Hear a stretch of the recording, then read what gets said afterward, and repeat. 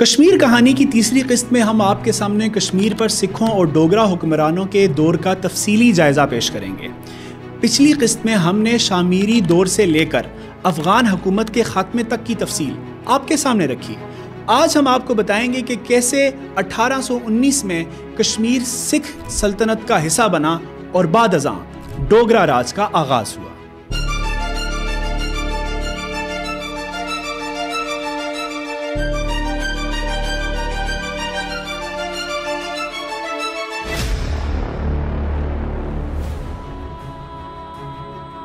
اٹھارہ سو آٹھ میں پنجاب سلطنت کے مہاراجہ رنجیت سنگھ جموں کشمیر کے مکمل حصے میں سے جموں کو اپنے زیر نگین لے آئے تھے۔ 1819 میں ان کے جرنیل دیوان چند اور گلاب سنگھ نے کشمیر کے پٹھان گورنر جبار خان کو شوپیاں کی جنگ میں شکست دی اور کشمیر کو بھی پنجاب کے ساتھ ضم کر لیا۔ رنجیت سنگھ اپنے ایک جرنیل گلاب سنگھ کی فتوحات اور کارکردگی سے بہت متاثر تھے۔ اسی بنیاد پر انہوں نے سن 1822 میں گلاب سنگھ کو جموں کشمیر کے پورے خطے میں سے جموں جاگیر میں دیا اور اسے راجہ کے خطاب سے نوازا۔ یہ وہی گلاب سنگھ تھا جس نے بعد میں کشمیر میں ڈوگرا راج کی بنیاد رکھی۔ یہ گلاب سنگھ رنجیت سنگھ کے دربار تک کیسے پہنچا تھا، اس بات کا ذکر آگے آئے گا۔ کشمیری عوام نے افغانوں کے ظلم و ستم سے تنگ آ کر سکھوں کو بطور نجات دہندہ خوش آمدید کہا، لیکن یہ خوشی عارضی ثابت ہوئی کیونکہ سکھوں کا دور بھی ظلم اور جبر سے اس قدر پر تھا کہ اس وقت کی داستانیں رونگٹے کھڑے کر دیں۔ سکھوں نے اپنی سلطنت کے باقی مسلمانوں کی طرح کشمیری مسلمانوں پر بھی کئی ظالمانہ قوانین نافذ کیے، جن میں سب سے سنگین قانون گائے کی ذبح پر موت کی سزا کا تھا۔ سری نگر کی جامع مسجد جو کشمیری مسلمانوں کی مذہبی شناخت کی علامت تھی، جمعہ کے اجتماعات کے لیے بند کر دی گئی اور اذان دینے پر پابندی عائد کر دی گئی۔ ان اقدامات نے کشمیری مسلمانوں کے دلوں میں سکھوں کے خلاف شدید نفرت پیدا کر دی۔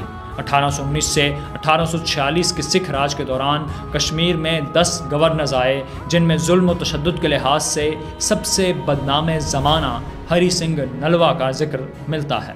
جموں کشمیر پر سکھوں کا دور حکومت بڑا بدنام رہا ہے، اور ان میں سے بھی خاص کر جو ہری سنگھ نلوا ان کا گورنر تھا، اس نے مسلمانوں پر بہت زیادہ ظلم ڈھائے، اور اس کو یہ شک تھا کہ شاید یہ بغاوت نہ کر دیں پٹھانوں کے ساتھ مل کر، تو اس بہانے سے اس نے بہت بڑا ظلم کیا مسلمانوں کا اور قتل عام کیا، پوری ریاست میں قتل عام کیا۔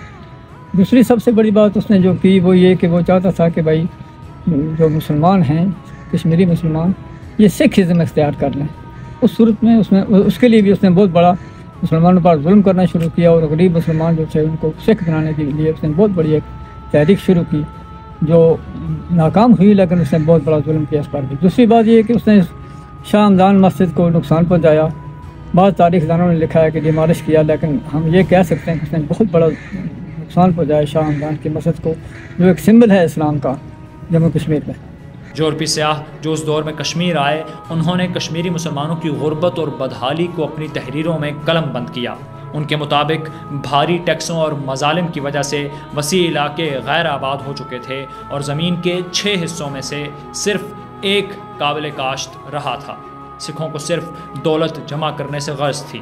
اس دور میں کشمیری شالوں کی عالمی شہرت بھی قائم ہوئی، لیکن اس کے باوجود عام کشمیری عوام غربت، معاشی تنگ دستی اور شدید ترین ظلم کا شکار رہے۔ ایک غیر ملکی سیاح مسٹر کروفٹ نے اس زمانے میں کشمیر کی سیر کی ہے۔ وہ اپنی کتاب سوجرن ان انڈیا میں اس بات کا ذکر کرتے ہوئے ایک ہوش ربا انکشاف کرتے ہوئے لکھتے ہیں کہ گاؤں نیم ویران ہیں، لوگ تقریباً ننگے ہیں، ان کی ہڈیاں نکل آئی ہیں، وہ غربت اور فاقہ کشی کی ایک بھیانک تصویر پیش کرتے ہیں۔ سکھ کشمیریوں کو مویشیوں سے کچھ ہی بہتر سمجھتے ہیں۔ اگر سکھ کسی کشمیری کو قتل کرتا ہے تو اس پر صرف 16 روپے یا 20 روپے جرمانہ ہوتا ہے۔ اگر مرنے والا ہندو ہو تو جرمانے میں سے 4 روپے، اور مسلمان ہو تو صرف 2 روپے اس کے گھر والوں کو دیے جاتے ہیں، اور باقی کے پیسے سرکاری خزانے میں جمع ہوتے ہیں۔ اسی ظلم و ستم سے تنگ آ کر اکثر کشمیری بھوک اور فاقہ کشی سے مجبور ہو کر برِ صغیر کے مختلف علاقوں میں ہجرت کر گئے۔ آج پاک و ہند میں لاکھوں کشمیری نسل لوگ آباد ہیں جن کے بزرگ اسی ظلم و ستم سے تنگ آ کر ہجرت کرنے پر مجبور ہوئے تھے۔ جہاں ایک طرف ظلم و استبداد سے تنگ آ کر ہجرت کرنے والے موجود تھے، تو وہیں دوسری طرف اس ظلم و بربریت کے خلاف کھڑے ہو جانے والے مرد آہن بھی موجود تھے۔ سکھ حکمرانی کے آخری سالوں میں پوٹھوہار کے پہاڑی قبائل، جن میں سدن، بستی، ڈونڈ اور ملدیال شامل تھے، نے سکھوں کی بالادستی کے خلاف زبردست بغاوت کی۔ سردار شمس خان کی قیادت میں ان قبائل نے سکھ حکمرانوں کے خلاف تقریباً مکمل جنگ چھیڑ دی۔ رنجیت سنگھ کی سکھ حکومت نے اس بغاوت کو کچلنے کے لیے 18,000 سکھ فوج اور 12,000 ڈوگرا جنگجوؤں کو روانہ کیا۔ 1832 کی سدن بغاوت میں کشمیریوں نے مردانہ وار مقابلہ کیا، لیکن سکھ فوج نے بے دردی سے ان قبائل کو کچلنے کے لیے ہر حربہ آزمایا اور 16 دن کے اندر سدن بغاوت کو کچلا گیا۔ سردار شمس خان اور ان کے ساتھیوں کو دھوکے سے گرفتار کیا اور اس کے بعد بدترین ظلم کے ساتھ ان کو قتل کر دیا گیا۔ ان کے سروں کو کاٹ کر لوہے کے پنجروں میں بند کر کے پونچھ کے قریب ایک پہاڑ پر رکھا گیا، جہاں وہ 3 سال تک موجود رہے۔ سردار شمس خان کے 2 اہم ترین کمانڈروں سردار ملی خان اور سردار سبز علی خان اور ان کے 26 ساتھیوں کی زندہ کھالیں کھینچی گئی۔ جس درخت کے ساتھ ان عظیم سدن سرداروں کی کھالیں کھینچی گئیں وہ آج بھی منگ کے مقام پر موجود ہیں۔ ایک محتاط اندازے کے مطابق سدن بغاوت کو کچلنے کی جنگی کارروائی میں 16,000 سدن شہید کیے گئے، جبکہ اس زمانے میں سدن قبیلے کی کل آبادی 40,000 تھی۔ سکھ فوج نے سدن قبائل پر اس کے علاوہ بھی بے پناہ مظالم ڈھائے۔ اس بغاوت میں ہزاروں سدن قبائل مارے گئے اور علاقے میں ظلم و ستم کی نئی داستانیں رقم ہوئی۔ ان تمام واقعات کا تفصیلی ذکر ایک انگریز فوجی افسر میجر جے سی سمتھ نے اپنی کتاب میں بہت وضاحت سے کیا ہے۔ سکھوں کے خلاف ایک اور انقلابی جدوجہد مظفر آباد کے سلطان زبردست علی خان نے بھی کی، جنہوں نے 1827 میں مظفر آباد کے گرد و نواح سے لوگوں کو جمع کیا اور رنجیت سنگھ کی سپاہ کے خلاف اعلان جنگ کر دیا۔ اس معاملے میں زبردست علی خان کو سید احمد شہید کی معاونت بھی حاصل رہی۔ مجاہدین کی آمد و رفت کا علاقہ موجودہ شہید گلی تھا، جہاں مجاہدین شہید بھی ہوئے، اسی وجہ سے اس علاقے کا نام شہید گلی رکھا گیا۔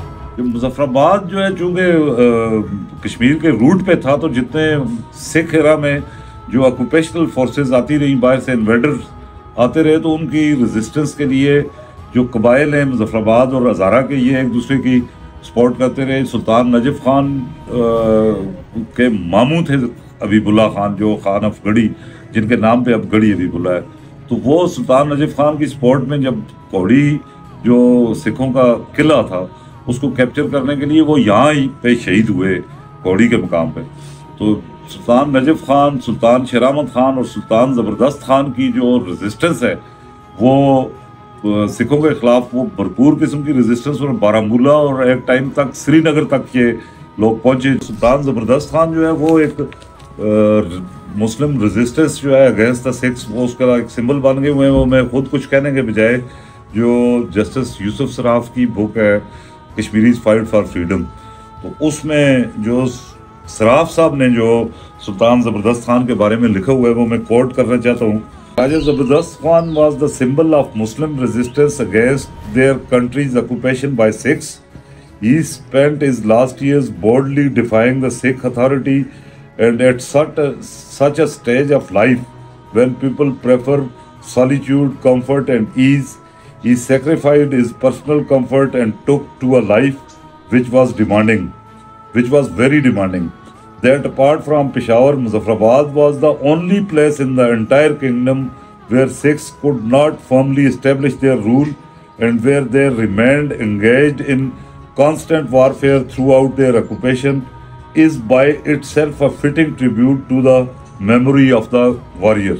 زبردست علی خان نے بارہمولہ، ہندواڑہ، مظفر آباد، ہزارہ، قدیم پکلی سے سکھ فوجوں کا خاتمہ کیا، جس میں 6,000 رنجیت سنگھی قتل ہوئے۔ سکھوں کی حکمرانی کشمیر پر تقریباً 3 دہائیوں تک قائم رہی۔ 1846 میں انگریزوں اور سکھوں کے درمیان جنگ ہوئی، جس کے نتیجے میں سکھ سلطنت کمزور پڑ گئی۔ جنگ کے بعد انگریزوں نے معاہدہ امرتسر کے تحت کشمیر کو گلاب سنگھ ڈوگرا کے حوالے کر دیا۔ جی ہاں، وہی گلاب سنگھ جو سکھ سلطنت کا خاصا سگا بنتا تھا، اب پورا کشمیر خرید کر اس پر قابض ہو گیا۔ آئیے جانتے ہیں اس سب رد و بدل کے پیچھے کی تفصیلی کہانی۔ لداخ سے تعلق رکھنے والے نامور مورخ عبدالغنی شیخ کے مطابق پہلے ڈوگرا حکمران گلاب سنگھ 17 اکتوبر 1792 کو جموں میں ایک غریب کسان گھرانے میں پیدا ہوئے اور سن 1810 میں وہ سکھ سلطنت کے بانی مہاراجہ رنجیت سنگھ کے دربار میں بحیثیت ذاتی محافظ تعینات ہوئے۔ یہ بات ہم آج کی قسط کے شروع میں جان چکے ہیں کہ 1822 میں سکھ سلطنت کے مہاراجہ رنجیت سنگھ نے بعد کے ڈوگرا حکمران یعنی گلاب سنگھ کو جموں جاگیر میں دے دیا تھا اور راجہ کے خطاب سے بھی نوازا تھا۔ اس کے پیچھے گلاب سنگھ کی رنجیت سنگھ کی ایما پر کی گئی بہت سی فتوحات اور دوسرے کام شامل تھے جن کے باعث رنجیت سنگھ گلاب سنگھ سے بہت خوش تھے۔ رنجیت سنگھ کے لیے گلاب سنگھ کی ان فتوحات میں قابل ذکر لداخ، کشتواڑ اور بلتستان کے علاقے شامل ہیں۔ سن 1809 میں انگریزوں اور سکھ سلطنت کے درمیان ایک معاہدہ امرتسر یا ٹریٹی آف فرینڈشپ ہوا تھا جس کے تحت لاہور سلطنت یعنی سکھ سلطنت کے مہاراجہ رنجیت سنگھ اور ایسٹ انڈیا کمپنی نے ایک دوسرے سے نہ الجھنے کا وعدہ کیا تھا، لیکن رنجیت سنگھ کے انتقال کے بعد سکھ سلطنت غیر مستحکم ہوئی اور تیزی سے زوال کی جانب گامزن ہو گئی۔ ایسے میں انگریزوں کے ساتھ ان کے تعلقات بگڑتے چلے گئے جس کا نتیجہ 1845 اور 46 میں لڑی جانے والی پہلی اینگلو سکھ جنگ کی صورت میں نکلا جس میں سکھ سلطنت کو ہزیمت آمیز شکست کا سامنا کرنا پڑا، ایسی شکست کہ جس کے تاوان میں سکھ سلطنت کو ایک نئے معاہدہ لاہور کے تحت ایک بڑا حصہ سرنڈر کرنا پڑا۔ سکھ سلطنت کو جنگ ہارنے پر 9 مارچ 1846 کے معاہدہ لاہور کی روح سے انگریزوں کو 1.5 کروڑ روپے ادا کرنے تھے، لیکن اس کے خزانے میں صرف 50 لاکھ روپے تھے۔ باقی 1 کروڑ روپے کے عوض اس نے دریائے بیاس اور دریائے سندھ کے درمیان آنے والے علاقے بشمول کشمیر اور ہزارہ کے صوبے انگریزوں کو سرنڈر کر دیے۔ گلاب سنگھ نے سکھ سلطنت اور ایسٹ انڈیا کمپنی کے درمیان معاملات کو سلجھانے میں ثالث کا کردار ادا کیا، لیکن پھر محض 6 دن بعد یعنی 16 مارچ 1846 کو معاہدہ امرتسر کے تحت ایسٹ انڈیا کمپنی سے کشمیر سمیت وہ مختلف علاقہ جات خرید لیے جو چند دن پہلے تک سکھ سلطنت کا حصہ تھے اور سکھ سلطنت نے پیسوں کی کمی کی وجہ سے انگریزوں کو دیے تھے۔ معاہدہ امرتسر فریڈرک کیوری اور میجر ہنری مونٹنگمر اور لارنس کے ذریعے ایسٹ انڈیا کمپنی کے اس وقت کے گورنر جنرل سر ہنری ہارڈنگ کے حکم سے برطانوی حکومت اور بنفس نفیس مہاراجہ گلاب سنگھ کے درمیان 16 مارچ 1846 کو طے ہوا اور سر ہنری ہارڈنگ کی مہر ثبت ہو کر منظور ہوا۔ معاہدے کی دفعہ نمبر 1 میں لکھا ہے کہ برطانوی حکومت تمام پہاڑی علاقے ماں اس کے ملحقات کے جو دریائے سندھ کے مشرق اور دریائے راوی کے مغرب میں واقع ہیں بشمول چھمبا یعنی لاہور کے بغیر جو 9 مارچ 1846 کے معاہدہ لاہور کی دفعہ نمبر 6 کی روح سے لاہور کی ریاست نے برطانوی حکومت کے حوالے کیے ہیں، مہاراجہ گلاب سنگھ اور ان کی اولاد نرینہ کے آزاد قبضے میں ہمیشہ کے لیے تبدیل کرتی ہے۔ معاہدہ امرتسر کی دفعہ نمبر 3 میں لکھا ہے کہ مہاراجہ گلاب سنگھ اور ان کے وارثوں کے نام جو علاقہ جات منتقل کیے گئے ہیں ان کے معاوضے میں وہ برطانوی حکومت کو 75 لاکھ نانک شاہی روپے ادا کریں گے، 50 لاکھ روپے 1 اکتوبر 1846 کو یا اس سے قبل۔ ایک کشمیری لکھاری ظریف احمد ظریف لکھتے ہیں کہ ایک وقت وہ تھا جب گلاب سنگھ سکھ سلطنت کے بانی رنجیت سنگھ کے ایک چہیتے فوجی افسر تھے۔ انہیں رنجیت سنگھ نے کافی اختیارات دے رکھے تھے، لیکن چونکہ وہ ایک شاطر اور لالچی انسان تھا اس لیے اس نے سکھ سلطنت کے خزانے کو آہستہ آہستہ لوٹ لیا۔ جموں اور دیگر کچھ علاقے چونکہ پہلے سے ہی گلاب سنگھ کے پاس تھے اس لیے انگریزوں کو کشمیر اور دیگر علاقہ جات بھی ان کے سپرد کرنے میں زیادہ سوچ بچار نہیں کرنی پڑی۔ کشمیر کو گلاب سنگھ کے سپرد کرنے کی قیمت 75 لاکھ نانک شاہی روپے مقرر ہوئی۔ اس وقت اس بد نصیب خطے کی آبادی 25 لاکھ کے آس پاس تھی، یعنی انگریزوں نے فی کس کشمیری کو 3 نانک شاہی میں فروخت کر دیا۔ معاہدہ امرتسر ایک مشروط معاہدہ تھا۔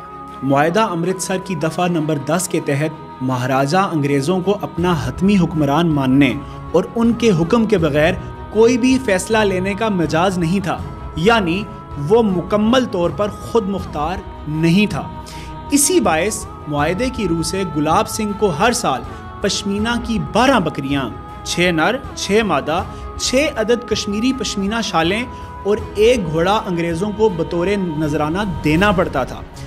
معاہدہ امرتسر کے فوراً بعد گلاب سنگھ نے ڈوگرا افواج کی معیت میں کشمیر پر حملہ کیا۔ سکھوں کے آخری گورنر شیخ امام الدین نے زبردست مزاحمت کی، چنانچہ ڈوگرا افواج کا کمانڈر وزیر لکھپت مارا گیا۔ اس پر ڈوگروں نے انگریزوں سے امداد طلب کی اور آخر 9 نومبر 1846 کو ڈوگروں نے گلاب سنگھ کی قیادت میں ہنری لارنس کی سرکردگی میں انگریزوں کی مدد سے کشمیر پر قبضہ کیا اور رسوائے عالم عہد نامہ امرتسر کی منشا پوری ہوئی۔ ڈوگروں نے جلد ہی آس پاس کے پہاڑی علاقوں کو بھی مقامی حکمرانوں کی زبردست اور شدید مزاحمت کے باوجود اپنی سلطنت میں شامل کر لیا۔ یوں ریاست جموں و کشمیر تاج برطانیہ کی ایک پرنسلی اسٹیٹ یعنی شاہی نوابی ریاست کی حیثیت سے دنیا کے نقشے پر ابھری، جہاں نیم خود مختاری بے شک گلاب سنگھ ڈوگرا کے ہاتھ میں تھی، لیکن وہاں کا اصل کنٹرول برطانوی راج کا ہی تھا۔ ڈوگرا راج میں کشمیر بر صغیر کی باقی پرنسلی اسٹیٹ کی طرح کس حیثیت میں موجود رہی؟